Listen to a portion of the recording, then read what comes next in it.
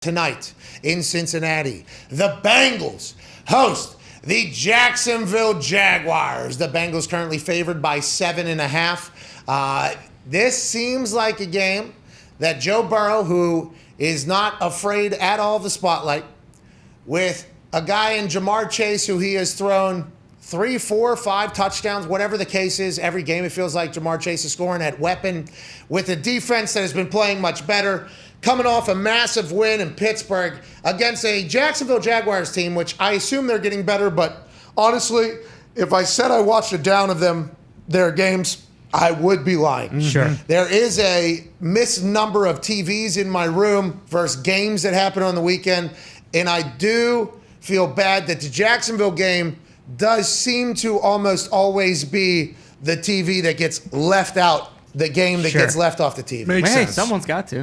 But I do watch the highlights. I watch the 30-minute recap of it. I do that whole thing, and I know of it. This feels like Cincinnati Bengals going to just steamroll tonight, doesn't it? I set up a same-game parlay that's risk-free on FanDuel, and it's plus 1,500 something. I have big thoughts on Cincinnati doing a big blowout tonight.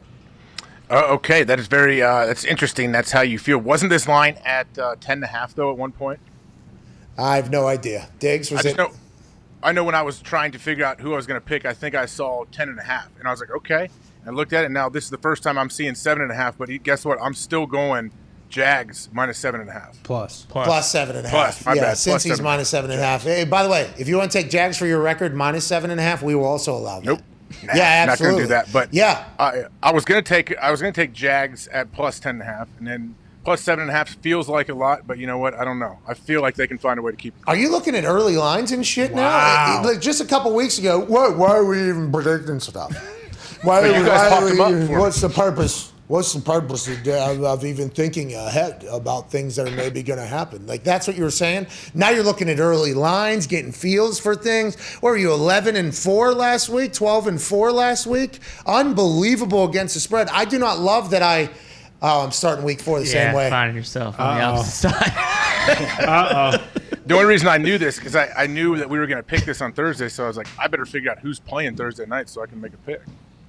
So I believe I said on Monday or Tuesday that I'm going to learn from my first couple weeks' mistakes. Mm-hmm.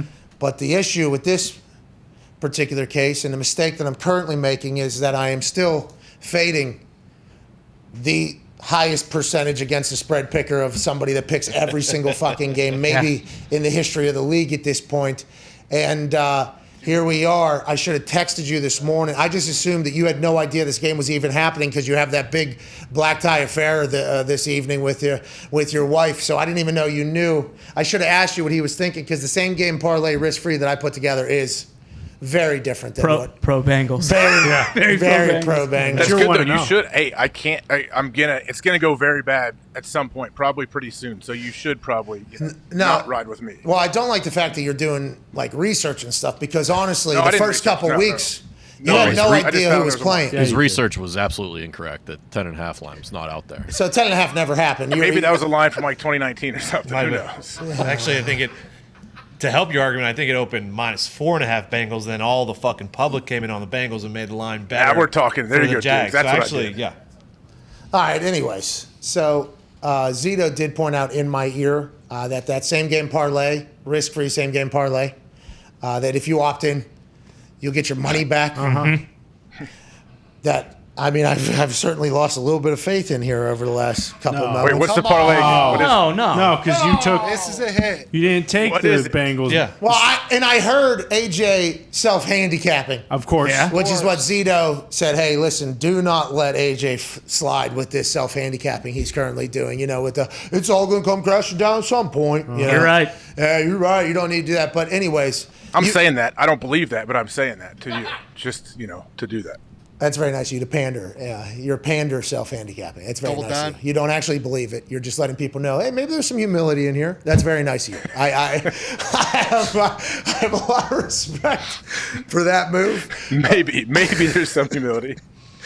Anyways, my same game parlay is vastly different than what AJ thinks is going to happen on tonight's Jaguars-Bengals game. Obviously, Mr. Chase has scored a touchdown. Okay, Jamar has been targeted by Joe a lot. Allegedly, Joe said, get this guy in here.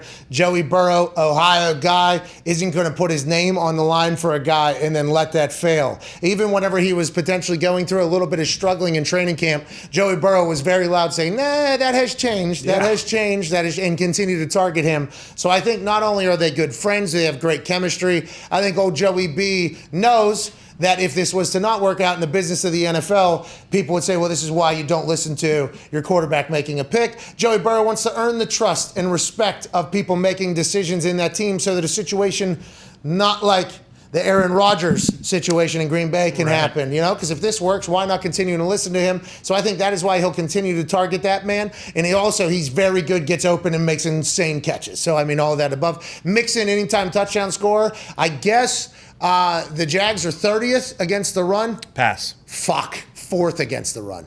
Yeah, if you go by yards per rush that they're giving up, they are 7th.